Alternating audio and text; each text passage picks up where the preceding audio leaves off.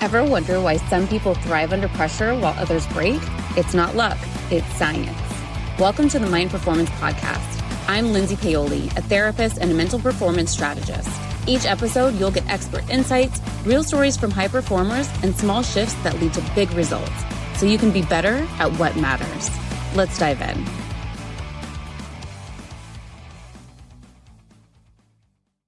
Welcome back to the Mind Performance Pod. I am so excited to be bringing you our second guest ever. We have Dr. Shalane Carter. Let me read you a little bit about her before diving into this conversation. Shalane Carter is a doctor of integrative medicine, holistic health practitioner, yoga educator, and expert in spinal energetics who bridges science, energy, and soul. With over a decade of experience as an entrepreneur in both the wellness and beauty industries, Shalane empowers individuals to unlock their innate healing potential physically, emotionally, and energetically. She began her journey in cosmetology, but her intuitive ability to help others realize their fullest potential quickly expanded beyond aesthetics. Today, she blends advanced energetic healing modalities with nervous system regulation practices to support deep mind, body, soul transformation. Her work helps people realize limiting patterns, recalibrate their energy, and step into their purpose. As the founder of multiple wellness ventures, Shalane mentors other practitioners in building successful soul-led businesses. She also leads yoga teacher trainings and retreats as a co-founder of Rachaka Retreats, which hosts transformative experiences around the globe. When she's not teaching, mentoring, or facilitating healing, you'll find her traveling, sipping herbal tonics, or cheering on her kids at the game, coffee in hand. She's one of us. Everybody, welcome Dr. Shalane Carter. I'm so excited to have you. I am thrilled to be here. I'm really pumped. I've always really liked all of the people that you the community that you build. So I'm really excited to have this conversation. Yeah, thank you so much. You are one of us. You are a mom, a business owner. You are interested in personal development. And I think that the first time we ever met, if I'm correct, was I was attending one of your yoga classes and you ended it with just like a little spout of wisdom, like typically happens. And you had mentioned that you were in your PhD program and how you really blended the science with the kind of woo or energetic space of the yoga field. And I was like, oh my God, I need to become best friends with this girl, and dove headfirst into all that you do. And I feel like we've been in each other's circles, both business and personally, ever since. So tell me a little bit about, you've now graduated. Tell me about your program and your dissertation and all the things science and energetics. Yeah. And honestly, I feel like it was I'm so thankful that all these people come to my yoga class and I can bless them with all of this wisdom that I'm learning in school and literally take everything that I'm learning and like dissect these little pieces and drop this wisdom. Yeah. The school that I went to really looks at health from, usually if you do anything that's not an allopathic path to medicine. So this is your traditional like MDs, people like that are your general practitioners, your surgeons, or more Western style medicine. When you look at a naturopath, an osteopath, anybody, a chiropractor who's looking at health from a different perspective, typically they're looking at it as not just once you're sick, and what we can do for you, but it's like, how do we lead up to this point? So it's a lot of like lifestyle correction, modifications, and more than just the symptom. And so I feel very fortunate. My school was based in looking at you from kind of more of an energy, more of a quantum physics perspective. So this meant that a lot of Eastern modalities were the premise of learning. And I think there's so much like ancient wisdom that we've forgotten. We've forgotten that we are a part of nature, that we are this whole being. And so a lot of the things that they would talk about, I'm like, oh, this sounds familiar, because I had already done I had done my 200 and my 300 hour yoga teacher training. And so you get a little bit deeper every time and just learn different things every time you do a training. So then here I am kind of plopped into this school that I signed up, you guys. They didn't just drop me in there. I actually paid for it, I chose this. Substantial. Yeah. But, they're talking about a lot of these same concepts from a quantum physics perspective. And I'm like, literally, yoga says the same thing. Yeah. Literally, Ayurveda says the same thing. Literally, Chinese medicine says the same thing. Yep. But I think that then it was a really fun time for me because here I'm reading all of this research and all of these like authors and books and studies on energy and how energy moves. Yeah. And it was directly applicable to what, showing up and teaching yoga, a couple yoga classes a week. So here, I'm able to like kind of drop these fun little things in there. I want to interject really quickly and say, like, if you're one of my listeners who's like in, I don't know, my first thought is like in very masculine energy in like the corporate world, and you're hearing Mhm. energetics and quantum physics and yoga, and you are immediately triggered to tune out. This is exactly why I wanted to have you here, is because I was very much that way also when I was in the corporate world, where there's been a lot of evolution in my thinking around not only spirituality, but also the holistic approach of how the mind, body, and our success look. Yeah. And it was I think your ability to bridge the science with the woo that really drew me to you, because I was kind of like dipping my toe in the concept of, there is a reason that cultures have held on to this type of practice and wisdom and thinking about the mind and body for centuries, even though it feels counter to how Western medicine approaches it. And so if we start exploring human patterns, it gets So, really interesting, right? That there's a yeah, lot more time on their side of thinking than there is on ours. Um, 100%. yeah. And so my trainings as a marriage and family therapist, and it's the holistic practice of understanding how humans operate. And I think that there's a lack of the spiritual connection that most people tend to experience in their therapeutic approach. And so, Yeah. Yeah, and even we've kind of talked about this a little bit too. The approach of like looking at, I am just a symptom, I am just a body, and mhm, addressing it in that way. There is a reason why, because initially when you were born, and again, except for genetic mutations, things like that, chromosomal defects, things of that nature that are literally coded into the DNA, that you didn't start out that way. And yeah, that's not just aging. And it's not just this. It's not just that. And in fact, like typically people age faster when they don't have the nutrients that they need, but also when they're lonely, when mhm, they're depressed. These are all feelings. And something that I love that recently I listened to a psychiatrist that was talking about how the brain kind of processes. And he was saying basically, I'm going to paraphrase it probably not as well as he did, but that the pain centers in the brain are the same for both physical pain and emotional pain. And that mm, stuff like that we're discovering should be clear indicators that the energy thing that you think is woo woo is not. There's a charge behind every single emotion. And when you start to look at back into that like corporate world, if you're like energy, like energy whatever, is like, bullshit, right? yeah, but Yeah, so not is, yeah, 100%. And it's like, even, they'll teach you like stand with your shoulders up. It makes you feel more confident, like shoulders mhm, back, like that posturing and different things like that make you feel different. right. It's not the posture itself, it's how the two and that somatic experience, how the feedback happens. And Mhm, so when that's happening in the brain, it's like, well, why does that happen? And a lot of the work that I do looks at the different layers of the electromagnetic field around the body, how that field basically of information then is perceived by the brain, how the brain interprets it, and then sends information through the nervous system to the body. So it's like not just looking at yourself as somebody who has, I mean, and again, if you're in a high stress environment constantly, those are the people that often get ulcers.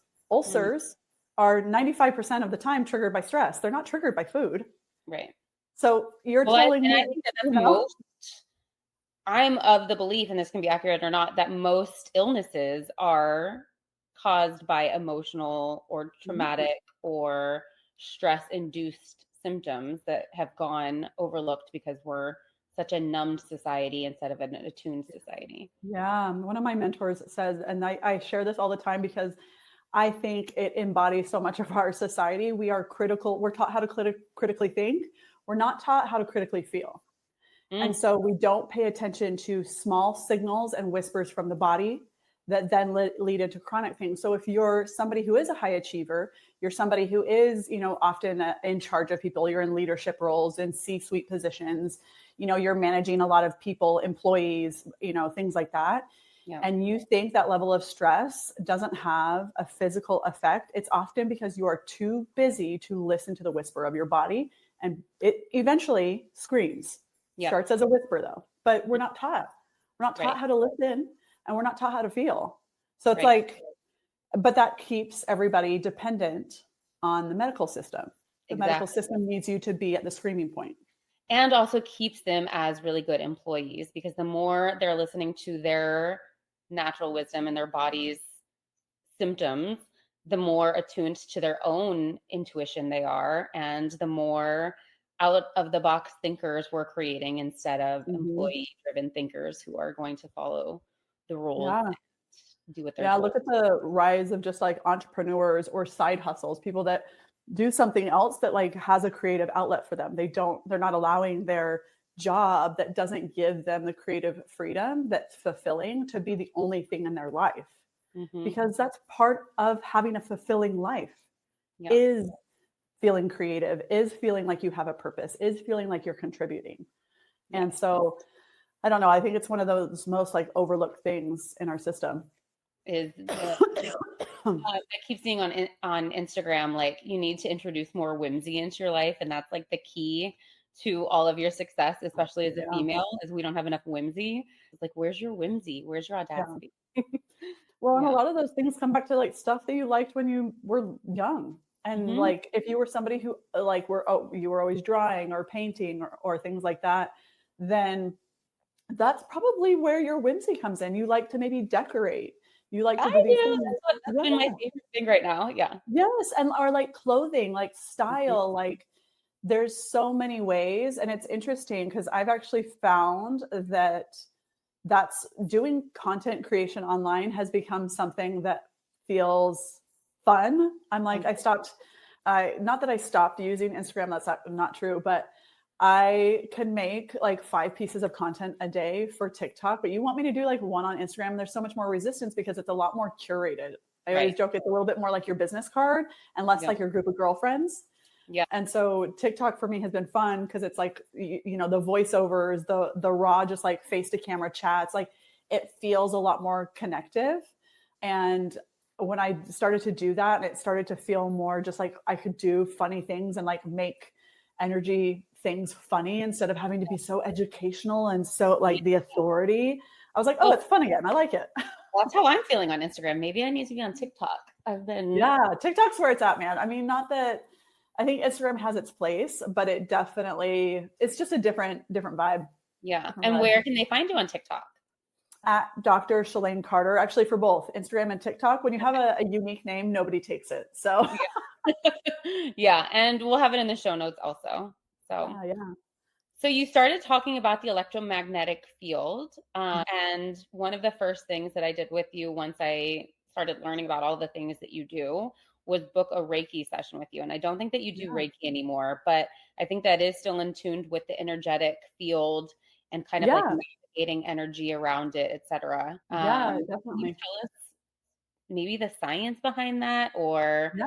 especially for non-believers, because that's what I came in for. Skeptics, explain to us like kindergartners what this type of work looks like and why it's effective. Yeah, so I did energy healing for a while, and I kind of felt like, and that was kind of the bridging of the gap for me as I transitioned out of, I had a lash extension business and employees and all that jazz. And I was like, this just isn't, it felt good for a little while and it was really good to me, really good to my family. I made great money, but it wasn't kind of like hitting the mark for me when we're talking about feeling fulfilled in our life and in our jobs. Yeah. And I had a client who was a successful energy healer, and we were just kind of chatting about how some clients are more draining than others. And, like there's parts of your business that are more draining than others. And when you're in the service industry, there are people that you're just like, man, it doesn't matter if I put them in the morning or at night. Like they just suck me dry, Yeah. And she goes, well, makes sense to me. She was like, you're a natural healer and your heart is right by the crown of my head. I always feel great when I leave. And her and I had talked so many times about, I was always kind of just reading books that really interested me as far as energy work and kind of like the unseen type stuff, but also like herbs. And when we talk about, what we did as kids, like I was always like the medicine woman. I was like the witch. Like, creator. oh yeah. That's my So daughter too. yeah, this Yeah. totally, like, it's funny that this is kind of what I do now, because I was like, oh, that tracks. Yeah. Yeah. But so, and I had always kind of seen it at work and kind of noticed it when I was really, really young, because I had a brother who passed away. I was 15 years old, and he would visit me and do things. He would turn music on, music off. I could ask him to turn it on and off, lights, all sorts of things. And so I was like, there's definitely to this, that there's something that I can't see that still is actively playing a part in my life. And I was like, oh, okay. So I never like actively, intentionally sought it out. And it kind of more sought out me. Yeah. And had many of those experiences. So it just kind of naturally led to me reading about some of these things. I didn't And think I knew this about you. yeah, it happened. My son's father passed away as well while I was pregnant. Same kind of thing. I was 22 at the time, and he would turn on all of the lights in my car dash, every single one of them. And my mom, like, I was like, oh no, there's something wrong with the car. My mom would go and get in. It's fine. And he was a mechanic. Oh no, that's Yeah. so cute. Yeah. So there were so many things that were like that would happen, that I could ask for things and they would physically show up, that I was like, you can't tell me, because nobody, like I tried to like recreate it and couldn't. Yeah. And then when my mom wouldn't do it, or, somebody else did it, it wasn't there only when I would do it. And it went on for a couple of weeks. Mediumship capabilities too? Like, do you tap into other people who have passed, or only those who are close to you? I do. I don't really offer it as a service. Yeah. It's something that sometimes comes through. Well, it comes through for people during sessions. And so that's a lot of times, I think, when we talk about the field and the information in the field, everybody has people like that in their sphere. And so sometimes some of those messages come through like that. And I don't always know who it is specifically, but sometimes things that I'm like, hey, there's something about like your dog eating like carrots. And they're like, oh my gosh, my dad used to always feed my dog carrots. Yeah. My dad just passed. Ugh. And like just stuff like that. Yeah. So it's not always, I don't do it as far as like mediumship or channeling, but I allow it to, like a tool in the sessions. But as that kind of happened, and I kind of moved out of lash extensions in the cosmetology world and moved much more into the energy world, is kind of when I decided to go back and get my PhD, because I felt like I was watching a lot of people like you who were curious or were kind of questioning things, and they're having a hard time. I'm like, it's hard to be like that and then go to like a crystal shop, and you're like, Too much. Too much. You're overwhelmed with like sage and patchouli, and you're like, get me the fuck out of here with your weird purple scarf. 100%. I had so many negative experiences with therapists like that too. And it's also why I wanted to have you on, is like, I was talking with my husband, who Tony, the other day. I was like, you remember when I wanted to be the black and white, like only science-based therapist? And I was like, I refuse to go down the pathway of the like healing therapist. There is like for sure a pipeline from therapist to spiritual, energetic, natural explorer. Oh yeah, 100%. But yeah, I was very early in my stages when I first met you. And if it's too much, it's too much. Yeah. And the thing is, approaching it from a quantum physics perspective and literally from an energy perspective, because Newtonian physics, which is what most of us know, it's a lot of like A plus B equals C. We're seeing that there is now, that is not true, that the double slit experiment has proved that everything exists in potential until it is witnessed or anticipated. So there is influence from your consciousness, which means there's influence from your thoughts over your external reality every single moment of every single day. So when people are like, you create your own, It is mind over matter, right? It's yes, literally mind over matter. It yes, doesn't exist until you think it, right? Is what the double yes, slit experiment proved. yes. So essentially what was happening is they were taking atoms and shooting them through a slit. Initially it was one, then they split it into two, and they were looking at patterns of basically how it hit the wall behind it when it was anticipated to be witnessed. So there was an observer of some sort, whether that was the scientist, whether that was the what they thought would happen. Yeah. But when there were no expectations and there was nobody there, it changed the way that the patterns were displayed, Yeah. which means that it wasn't predictable. They couldn't recreate it in that same fashion, where once things were anticipated, that's how they showed up. But if not, which means that there's a variable in between that happens. Yeah. Yeah. So That makes me question so much about science too, is if that's how energy and the world operates, yeah. then there's so much to question about having expectations about the studies that are done and Oh, the results you're 100%. going to get, right? Yes. Like, and so why it's Well, not and how that important that is as the in, researcher. yeah, yeah, yeah, To like understand that you and the way that you care for yourself, the way that you think influences directly your results. mm-hmm. And so that was something I really appreciated with my school, is that their awareness of it. So some of the main instructors were people that were physicists who were, MDs, that was like, hey, something is off here, and had done years of, they'd gone to back to school to be, a acupuncturist, to gone back to school to be a homeopath. And when you start to study all of these other modalities of medicine, they appreciate that there's more at work than just a petroleum-based pharmaceutical answer for everything, or just cut it off. Right. Like, Oh, yeah.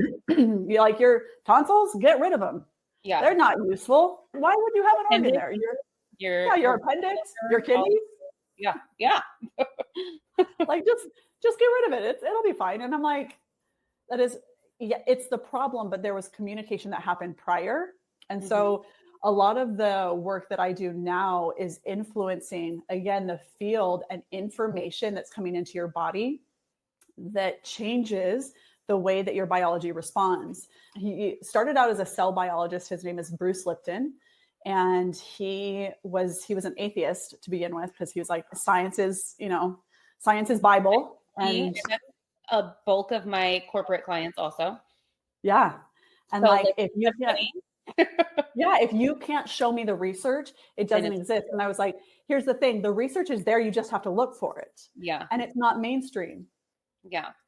And a lot of times it's not financed the way that exactly other research is, right? Yeah, we could go down that road, but we'll stay on track. Yeah. Billions in funding. 100%. And that's the thing, being able to heal yourself is not profitable. So why would you teach it in a profit-based organization like an allopathic medicine bottle? In order for me to make money, I need you to come see me, pay the copay, pay for the drugs every month. I need you to be sick. Yep. And so teaching people that their mind is the greatest pharmacy they have is actually detrimental. But you do it all the time. Your brain doesn't know the difference between something real, something imagined, and something that's a memory. It's all happening in real time. So it's why you cry when you think of a memory, or you just have to watch a movie. That's not real. It's acting. It's fake. Yep. Even creating a visualization of the future, your body will respond to that. We do that a lot in EMDR also, which is going back to traumatic experiences. Your physical state will literally reflect that experience, even though it's not happening. So yes. Speak so more. When people are like, the mind doesn't affect your body, I was like, yeah. Do you get choked up at a movie? Case in point. Yeah. Yeah. You're not living that. Those are actors. It doesn't. Yeah. And it's fake. You know that, like, you know what I mean? Like, your conscious thinking, analytical brain knows that it's not real. And yet you are emotionally invested enough to be emoting for something that's fake. Yeah. But I also wonder, I mean, because that's also a different level of awareness, is the empathy and emotional capacity to become choked up at a movie is also, I think, a lot of people, not a level that they've reached because we are so emotionally stunted. I Yeah. think there's a lot of people that are like, I don't cry at movies. I think a Which lot of is my crazy to me because I'm like, I watch like a stupid commercial and I'm like, everybody, I'm my like, guys, I'm a crier. Like, Me too. just I like, cry at everything. And I just read research that said that leaders who are like, you know how they say like don't cry at work, but mhm, leaders who are more capable of tapping into emotions and displaying emotions at work are rated as better leaders. They get more done because they're able to tap into and better connect mhm. and influence their team. So if Yeah. you're a crier, let it all out. That whole black Well, thinking of leave it at home and, clock in yeah. professionally is out the door. Well, We're that. people relate to you. People see themselves in you. So you actually feel more like a leader when you have emotions because they feel the same thing. They feel overwhelmed, they feel Yeah. anxious, they feel sad, they feel irritated. So when you're at work and you're like, I am so like a lot of women get this way when they get overwhelmed, they hit tears as opposed to like where men are more of the angry, women get overwhelmed and cry. Yeah.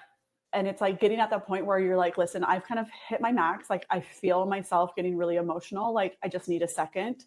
Mhm. Signals also to the person that you have feelings just like they do. So they are more likely to take direction from you because they recognize that you also feel the way they feel. Yeah. Yep. Speak more on how you do your work with spinal energetics, what that looks Uh-huh. like, and how that could be helpful to a listener who might be curious. Yeah, we'll stick with that. And then I have a follow-up Yeah. already ready for you. Yeah. It's funny when I found spinal energetics, I've been a practitioner now for 2 years. And when I first found it, I was like, oh, this is interesting to me. I've gone to a chiropractor since I was like 6 months old. I was having terrible ear infections. And basically the doctor told my mom the only option is to have surgery. And my mom was like, I just feel like that's really extreme. Yeah. Like, and so we went to a chiropractor and he's like, take her off all sugar and dairy. And he did some adjustments and I didn't need tubes. We can go into like, again, that the health perspective for the sugar and dairy is one thing, but also like alignment and different, the way that Nervous. the nervous system communicates. Yeah. Yeah. So I've gone to a chiropractor my whole life. And then as I had learned about like acupuncture, I'm not an acupuncturist, but I use a lot of acupressure points, which are the same. So Mhm. I'm using a lot of the same points, but instead of the needle, I'm just doing pressure. And I knew a lot about Ayurveda, which is kind of the sister science to yoga because of being a Yeah, I yoga don't teacher. can you tell me what is it? Ayurveda? Ayurveda I always is hear about the Indian medical system. okay, it's Yeah. Indian Yes. versus Chinese medicine, which we always hear Yes. about, like traditional Chinese medicine. Yeah. Ayurvedic is Indian. Okay. Well, Yes. that's But they have cool. there's a lot of crossover Okay. of like similar things that they do or similar thoughts. So, like in Chinese medicine, it's meridians. In Ayurveda, it's called the nadis. Okay. Like it's that same I like idea. naughty. Yeah, it's spelled a little different, but Okay. Well, it's a good way to remember it. yeah. But so when I kind of found spinal energetics, I was like, oh, this is so interesting. This basically looks like a combo of these three, like chiropractic work, kind of some things where I can see some acupressure points and maybe some Ayurveda because it looks like there's some like chakra work maybe in there or like energy centers. And sure enough, like her opening spiel was like, this is a combination of several things, but mainly chiropractic work, traditional Chinese medicine, Ayurveda. I was like, well, hot damn. Like, it felt like it made sense to me. And essentially, it's a nervous system regulation technique, but it's a somatic technique. Explain The somatic to people who don't know. somatic. So if you're going to like Lindsay, it's a lot more of kind of cognitive behavioral therapy, which is a lot more like talking using the mind. Whereas if you come to me and do like a spinal energetic session and you're doing a somatic session, somatic is more of the body. So kind of like we were talking about before with like EMDR, things like that, where it involves the body. This is that same idea is that you're not just thinking that you're feeling something, your body is having a physical response Mhm. to what's going on in the brain and vice versa. And they kind of speak to one another. It's why when people have PTSD, They can hear sounds, smells, touch. All of those are physical sensations that are associated with feeling. And the brain has logged all those things and it can't get out of those loops. So in spinal, what you're doing is you're coming in and I'm taking an assessment similar to like when you go to a chiropractor. There's no cracking involved per se, but I'm looking at leg length. I'm looking at tension. I'm palpating the spine from the tailbone all the way up to C1 where it meets your skull. And I'm looking for points of physical tension. Now, you don't necessarily have to palpate. I feel like as you develop your skill, that's why I can do virtual sessions, is essentially I'll have basically a replica. And when we talk about energy, there's so many components to this. So when we talk about energy is always communicating and it doesn't abide by typical communication laws. There was actually, I believe it was last year or the year before, the Nobel Prize was awarded to a man for his work on non-locality as it relates to quantum physics, which means that energy does not abide by the law of you need to be in person in order to experience something. Yeah. That it's why sometimes when you think about somebody, they call you. Yep. Like that's the ability of your field. Again, we kind of talk about the field around your body, connecting with the field of not only others around you, but the intelligence of nature in general. Every single thing has an intelligence, and kind of a frequency, yep. Whether you are aware of it or not. It's why, even looking at things like the type of clothes that you're wearing influences your field and stuff like that. It alters the way that your frequency is perceived by your antenna, which is your body. So let me interject here just for a second to say, I shared a story similar to this about the power of prayer and like when it was a study done on people praying over people in a faraway location on a different continent and like the power and the energy of their prayer in this study was showing more healing benefits than whatever the other comparison was. And also the thing that helped me to understand frequency and start to understand this electromagnetic field and how people are always like, oh, just high vibes only, good vibes only, is your emotions impact the frequency that you're emitting, right? Yeah. So they're low vibes and high vibes doesn't necessarily mean good or bad emotions. It relates to the type of frequency you're then emitting once you're having those emotions, because all emotions are necessary. And that's another podcast. Yeah. And that's usually when people come to see me, is when they're experiencing a lot more kind of lower frequency experiences. You're experiencing pain, you're experiencing depression, you're experiencing anxiety, you're experiencing things that don't feel spacious, like pleasure, like joy, like love, like those things. When you think about, even just to think about those things makes you kind of take a deep breath. And it's like the exhale feel. Whereas the things that feel a little more like the inhale, like the holding, there's tension. Yep. And so when we kind of do a session, whether it's in person or virtual, I am feeling in your field 4 points of tension. When you're in person, I feel for it physically, but it's interesting. I've done where somebody comes in a virtual session and then intentionally I've seen them later and to test, kind of my points of like, can I feel for it? And is that the right place? Yeah. Physically. So and cool. Every single time it's spot on. So cool. And again, it's not something that's unique to me. That's just a skill that's developed to be sensitive to these things. Right. And so we kind of feel for it where it is physically in your body, because that means that there's communication from the brain and the nervous system to these areas of the body to hold tension, to contract. Because there's an experience, you're going through the fight or flight in your brain that correlates with those things. So in the more of the Eastern tradition, so if this is the West and we're looking at where it is physically, right? Like those are things that the West likes to see everything. It likes to be proven. It likes to be like, this is where it is.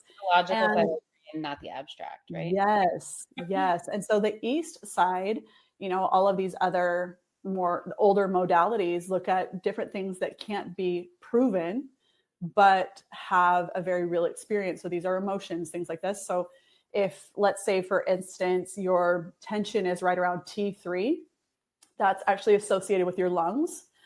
Your lungs, you might have a bronchial infection. Maybe you've been sick recently and you have mucus or something like that going on. You have some type of cough. You're having a hard time taking a deep breath. These are all very normal symptoms for somebody physical symptoms for somebody that's experiencing that contraction. And a lot of that is, again, being then communicated to and from the nervous system to like, it's that feedback loop, but also there's emotion with it. So Thank T3, you. That's exactly what I was like, hang on. usually there's grief. Yeah. Grief is associated with the lungs. So every single vertebrae has different organs or parts of the body that also correlate with that. And that's common in all other medical practices except for Western or allopathic medicine. Yeah. So in that sense, somebody who's experiencing that, when you think about grief, we often think about, I'm just using this as an example, but we think about grief and, oh, they must have lost somebody. And I find that most of the time, what people are grieving is not somebody, but they're grieving an experience. They're grieving a life they haven't lived. They're grieving an opportunity that wasn't presented for. They're grieving something that, yes, potential. Yeah. And so friendships, like they really thought they were going to be friends forever. And now this person isn't really talking to them and they don't know what they did. And they, things like that. Like they thought they were going to be their godmother to their children. And that's really hard to give up. And it's not something that there's space a lot of times in many other areas of your life to be able to grieve. Like it's okay to grieve if somebody died. It's not okay to grieve for that. It's not socially acceptable. Yeah. Like get over it. It's not even a big deal, right? Yeah. Well, and people say things and it's all well-meaning, but it's like, well, you deserve better than them anyways. If this is the type of person they are, you don't want them as the godmother to your kid. Yeah. And it's like, logically, I understand that. Feeling though is very different. Yeah. Yeah. And so, once we kind of find where it is physically, then I'm going to actually feel for it in your field. So this is something that I found was fascinating and correlated with, again, like Ayurvedic practices, is that the field, and depending on, there's a couple of theories as to how many basically layers are to the field. But in Ayurveda, which is, again, the medical system in India, they're called koshas. And there's 5 koshas or 5 bodies. So a lot of times in like yoga, you'll kind of, where it kind of looks like these layers or rings, kind of like a tree around a person. That's actually what those are. Okay. Which looks, a lot of times they're like different colors and you just think like it's a good vibe, but there's actually like purpose behind it. Is it like auras almost? Yes. Yeah. So it could be called an aura. I try and shy away from that kind of language, again, because most of my people, I'm wanting to make sure that we're kind of bridging that gap between science and spirituality and understanding that they are like one and the same. And whether you believe it or not, energy is real. So I'm like, if I can use, instead of saying chakras, I often say energy centers. Instead of aura, I say electromagnetic field, but they're same thing, right? Same thing. They're trying to, communicate. It's like religion, well, trying to say that it's similar things, but just different words. Yeah. So once we find for it where it is physically, then I go and actually find kind of which layer that it is in your field. So the field that's closest to your body is your energetic body. This is where your energy centers are. This is where your meridians are, things like this that are more of an emotional charge is there. And then you get a little bit further away, and this is more of like the mental body. So these are kind of the thoughts that you think throughout the day, and those influence your emotions. So think how it's almost like the furthest away then collapses down into the body. So we're going to get deeper and deeper. Yeah. So it's like your thoughts influence your emotions, right? So then what influences your thoughts? This is your belief systems. A lot of these were instilled in you before the age of 7.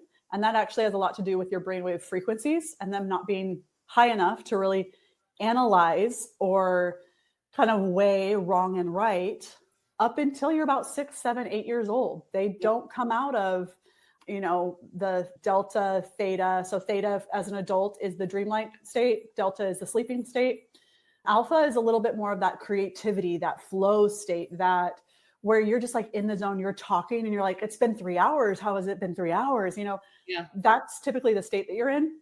Beta is a lot more like analyzing. You and I are in it primarily right now, having conversations where it's a little bit more, obviously, because we're recording a podcast, it's not just like friends free flowing. Yeah, I know. I was like, this isn't alpha. You're like, this feels real good. I know it does actually, when it's kind of nice when you do podcasts with like people, because you're like, I do know you and we have like a rapport, and it does make it like so much more like fun and cool, Yeah. But you get into like high beta, which is a lot more like analytical. And then I always think of gamma, which is the highest, as like, have you ever seen the Queen's Gambit? Yes. What is that? Chess, right? Chess. Yes. Yeah. And she's sitting there now, mind you, she takes drugs to elicit this response. But where she's playing chess, like in her mind, and it's like bam, bam, bam, move here, here, here. Or that's kind of always the state that I think of, is that you basically get into so much of the state that everything tunes out, and you're just like, a lot of athletes get into it when they're like at peak performance. Yeah. What state is that? Which gamma? Gamma. Okay. Gamma. So we all need more gamma in our lives, is what I'm hearing. But it's not very common. However, you can dip into it during some research has shown basically a lot of monks or like gurus, like yogic gurus they'll register very high gamma during meditation because they've mastered like overcoming some of these things. Yeah. All right. So again, this is why I'm like, it's so like, I felt like the deeper I got in, the more that I was like, oh shit. Like all of this stuff makes sense. Yeah. But so all of your conditioning, kind of coming back to our field around our body, all of the way that you think and the way that your nervous system is structured is built by the time you're about 7 years old. And it comes from observing your environment. So it's not something that you actively choose. It's something that you learn how to display love, how to receive love, how to communicate your needs, how to get your needs met, how to deal with when you feel anger, when you feel all of these emotions. You learn from witnessing other people, typically your parents or your caregivers, how to navigate those emotions, and how do you not only kind of survive, but how do you get your needs met in doing that? So this is where, people pleasing tendencies and stuff like that come from, is that they have learned that in order to get their needs met, they have to sacrifice their needs in order meet other people's needs in order. Yes. In order to stay safe, right? Yes. It's so interesting how we keep saying it's like same, but different. I literally have this exact conversation with people before an EMDR or barrier breakthrough session, where we talk about your subconscious being written between the ages of 0 and 7, and your subconscious essentially creates the blueprint for your thinking and your acting for the remainder of your life, because your brain is very egocentric and black and white thinking. It doesn't have the capacity yet. So it's saying all of the exact same things that you say in very different terms, and it's all the same meaning. So for my clients who have heard this spiel, yours, I think, is just a lot more science-based than mine. So thank you for validating me. Yeah. But that's the thing, is a lot of the modalities that are looking at you as a whole person have a lot of the same themes.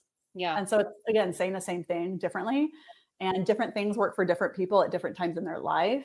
Yeah. And, everybody processes differently. So it's like, it's all valuable. It's all valuable work, And then the furthest away from your body is essentially one of the furthest away is like you could describe it as kind of your essence. People who have multiple children know that when you get this child, they already have their own vibe, so to speak. Like some of them are really chill from the beginning. Some of them are very, high strung from the beginning.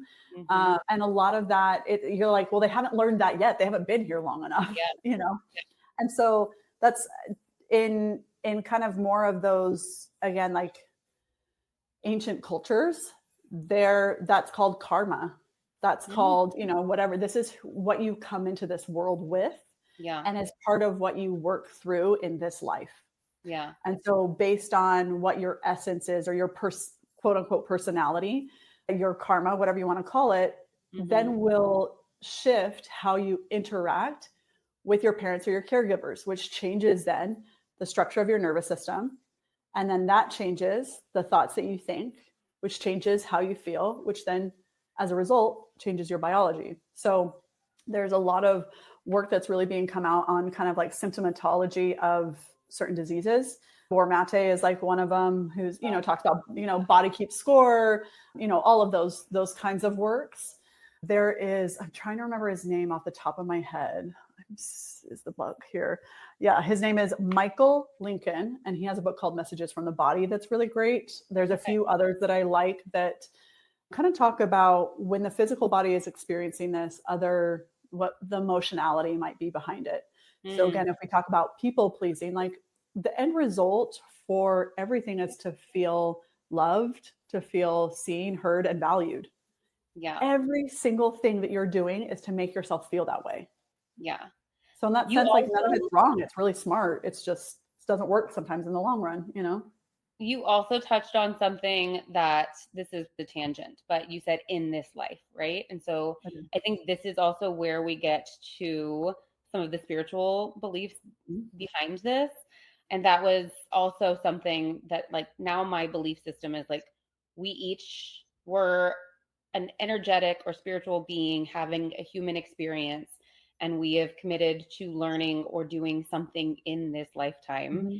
So maybe that essence has been created in order to guide us in the right path and make sure that we're Yeah. meeting the right fruition. And I know that this has been an evolution of my own personal belief system too. And you're mentioning amazing books, and we're going to list these in the notes too. But a book that really helped me to kind of like go through figuring out my beliefs about that was a book called Many Lives, Many Masters. Oh yeah, that's a great book. I can't remember the author's name, but it's written by an MD. So Yeah. he is Yeah. a traditional practicing doctor who did not want any of this. And then No. psychiatrist and all of his clients kept coming to him with Yeah. these life experiences. And so Yeah. he like explains the medical and like experiential journey of that really, really cool book that I'll also list in the notes. Yeah. His name is Brian Weiss, I'm pretty sure. Yeah, Brian I think Weiss for sure. I'm not sure about Brian. But yeah. Yeah. Here's my theory, because this once I kind of got into a lot of this, I was like, oh, now to me, not that I ever thought astrology was like bullshit.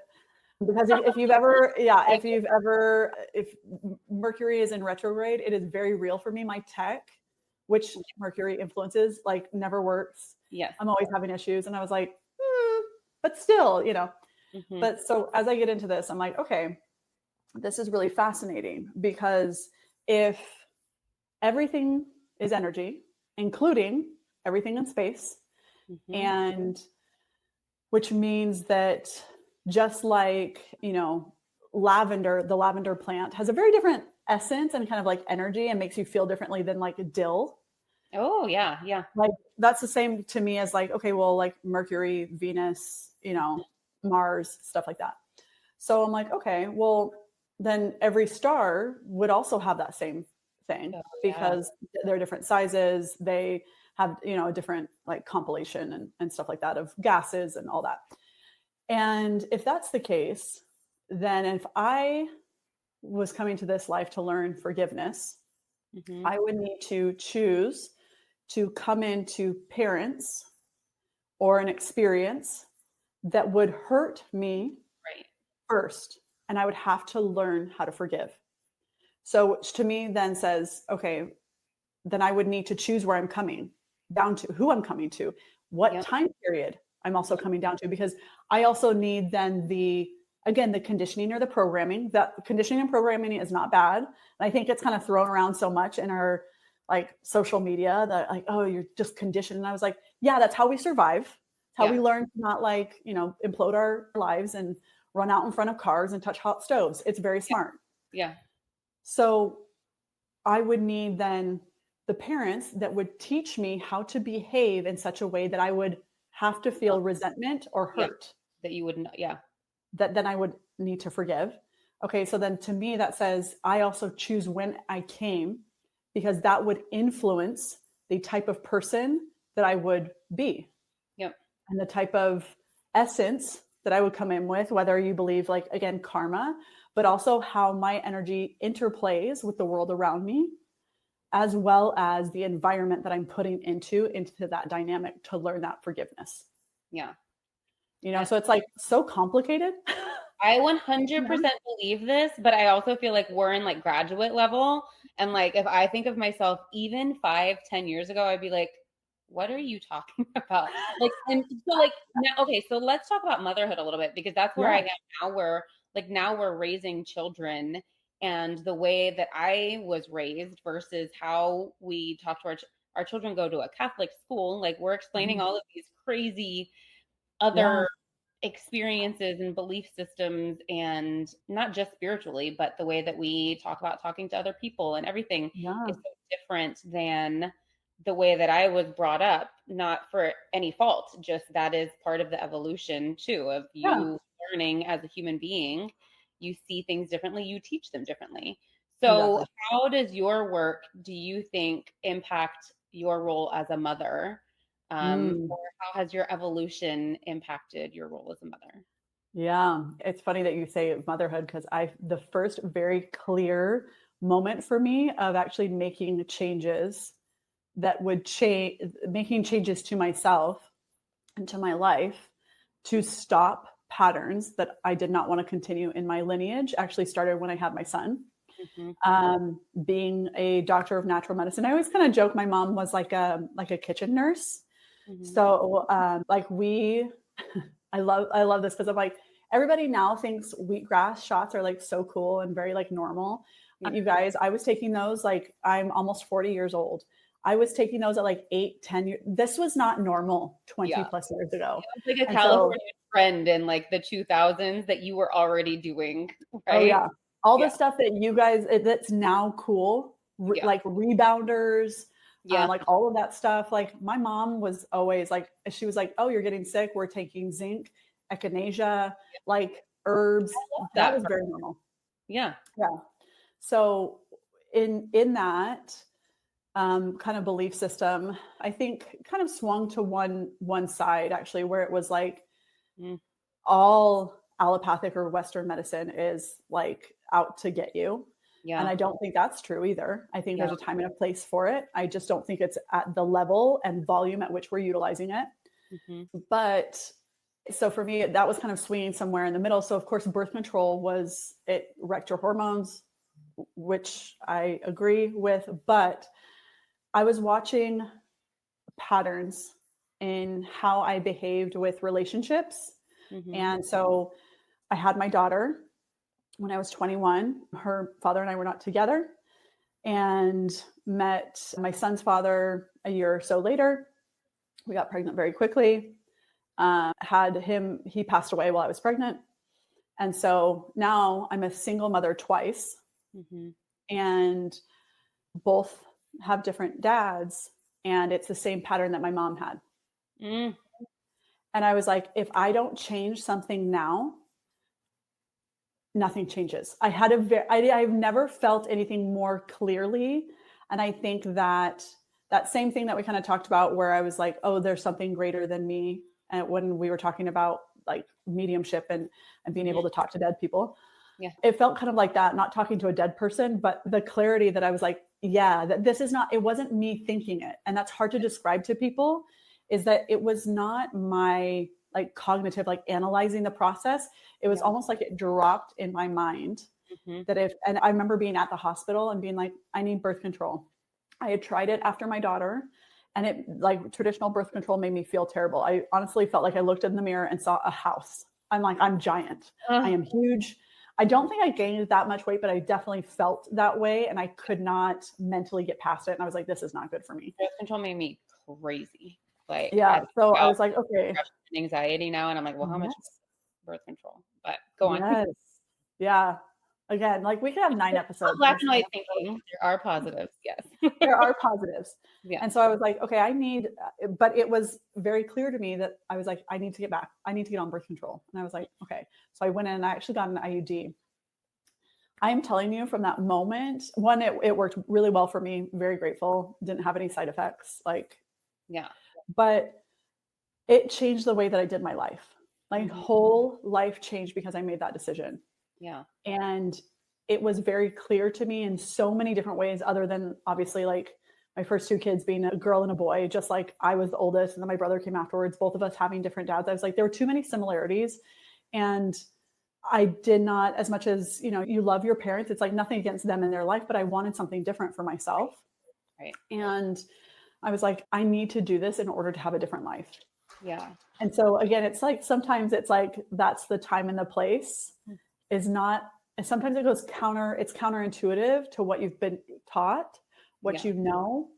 And that was it for me and mother. Like that's where I was like, oh, when I start to change the way that I like actually be curious about what's right for me, then I change who I am as a person and as a parent. Well, because it And was I your think, choice versus your mom's conditioning also, right? yes, Which then set yeah, your own path, which is really yeah. cool. Right? Whereas, Walked in, I think we scared him a lot more than he scared us. If you saw me turn and look, he opened the door and was like, froze. he's He ran. like, do I tiptoe? What do I do now? He ran. Yeah, Okay, so really cool. So all of this has really been a not a reaction to, but a response to motherhood and your journey in becoming your own version of a yeah, mother and your next life steps, right? yeah. It's interesting because when I look at where I am now versus like that moment was very pivotal for me in changing the direction of my life completely. And that I think pushed me into entrepreneurship as well. That pushed me into having my own money and being financially secure. That pushed me into looking for what I was doing and the type of partnerships that I was attracting that eventually led to me meeting my husband.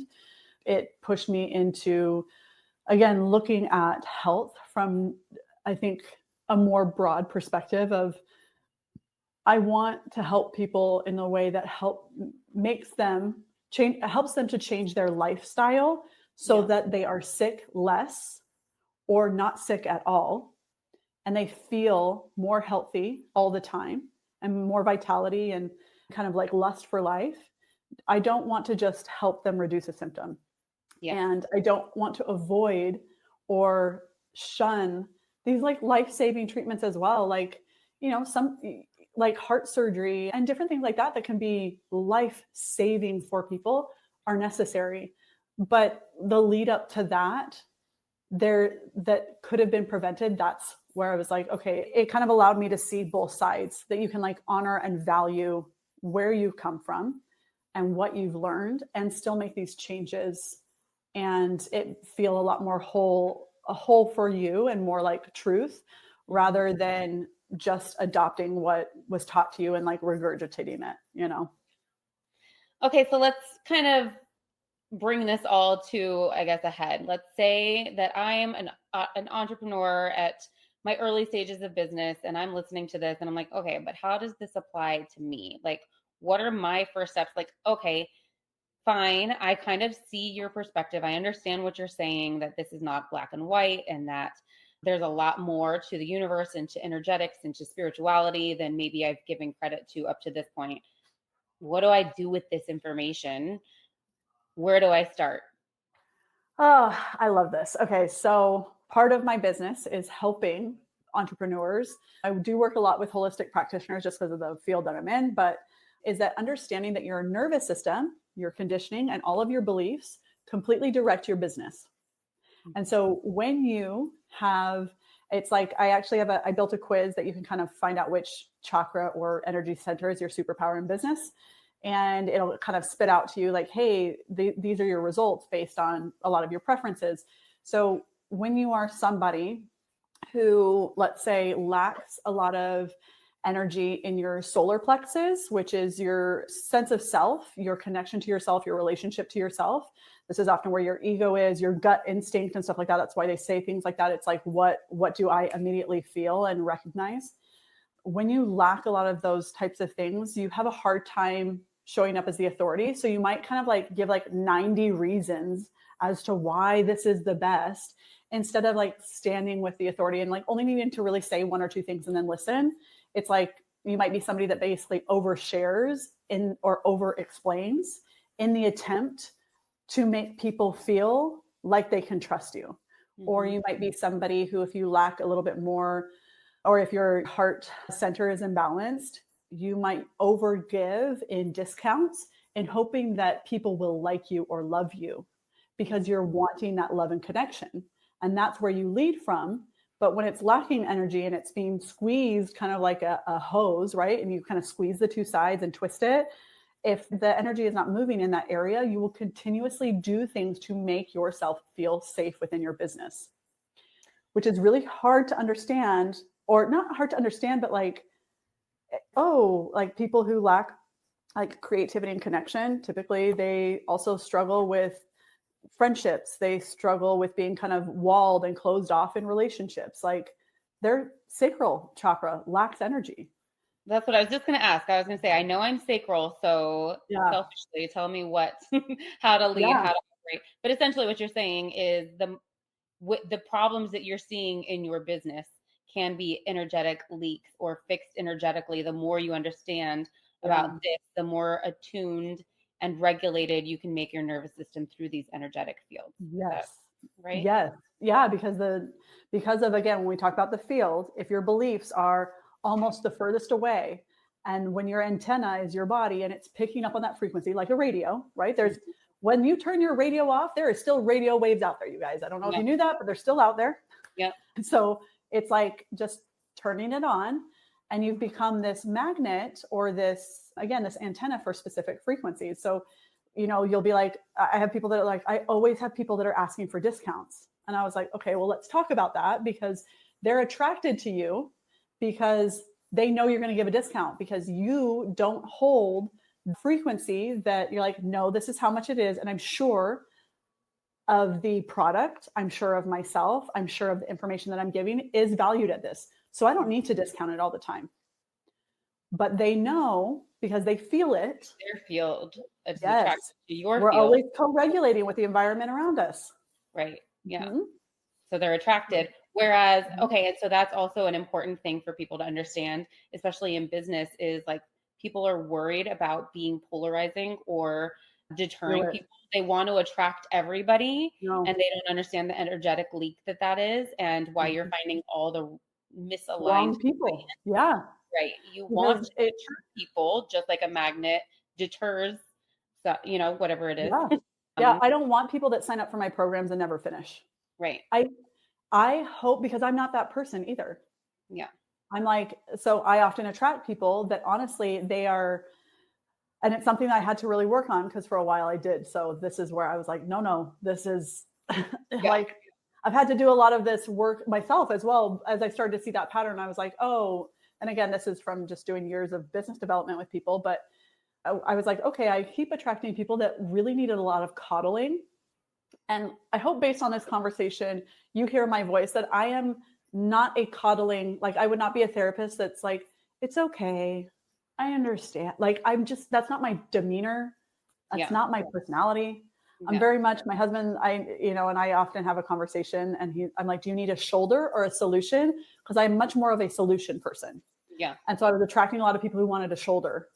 And I was like, not my vibe. Not that I can't help you, but that's not where my gifts are, to be completely honest. Yeah. Which is also why we have attracted each other, because same. Yes. And so when I was like, okay, I needed to be clear. I was trying to attract, though, everybody. I was saying yes to everybody. Yeah. And so all these people that are like, I know you could help me. And they would almost like flatter me. Yeah. Which kind of made me, I'm like, oh, okay. And I'm like, no, they wanted that because they want me to feel almost like they're a caretaker, or they're, and I was like, oh, that's really interesting. And so when I stopped doing some of those things, and I was like, if you're ready, this is it. And was just a lot more clear cut and a lot more clear in what I was offering and like who I wanted. I started to attract very different people, and they finish their courses. They show up on time to their appointments. They don't reschedule. Like, that's not, and it's not because all of a sudden I changed my policy. Right. It's because I changed being. Yes. Yeah. Yes. Yeah. Oh, I love this conversation. I knew it was going to be so good. And it's just from minute one has just been so naturally exactly where I wanted it to go. So I didn't know where I was going, but this was it. I told her when she came on, I was like, we're just winging this, because I know we'll go a million different directions and all of them will be good. And I dare say it has been. Yeah. It's like this every time we get together. We're like, okay, we need to go now. Like, we can't keep talking. Yeah. So with that being said, let's go ahead and wrap this up. Where can people follow you, check out your services? Yeah. Yeah, you can find me on TikTok or Instagram, Dr. Shalane Carter. You can also find me on YouTube if you want more of like the video style or you like a little bit more long form content.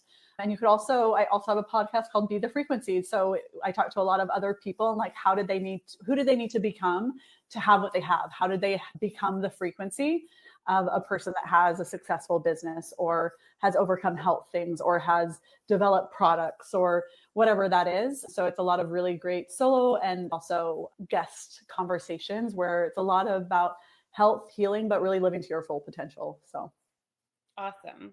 Well, thank you so much. And I will be recording on Be the Frequency, I think next week, right? Yeah. So more of our conversation coming soon. But thank you so much for being here. I'm sure we'll have you on again. We had you in the Rewire, and I don't know if you've seen on my Instagram, I'm trying to like restructure my business and figure next steps, but we are constantly referring clients back and forth. If you've worked with me, you've likely heard of Shalane and vice versa. So I'm so happy to have you here on this whole new resource available to people, and just appreciate you so much. I appreciate you. Thank you for having me. And I'm just, again, I love conversations like this because I think I love that you're giving this to your people and like your community of like having these kind of deep dives with just people who can help other people in different ways and give you different perspectives. And again, that opens up your mind to think about life differently and ultimately allows you to make the changes that you want to make in your life. So really happy to be here. Awesome. Thank you. Have a great day, everybody. Thanks for listening to the Mind Performance Pod. If you got value today, make sure to subscribe and leave a quick review. It really helps others find the show. As a thank you, grab your free Mind Fundamentals Compounding Consistency Habit Tracker at the bottom of the homepage on lindsaypaoli.com. And don't forget to follow us on Instagram at Mind Performance Pod for tips, updates, and behind the scenes content. Can't wait to see you in the next episode.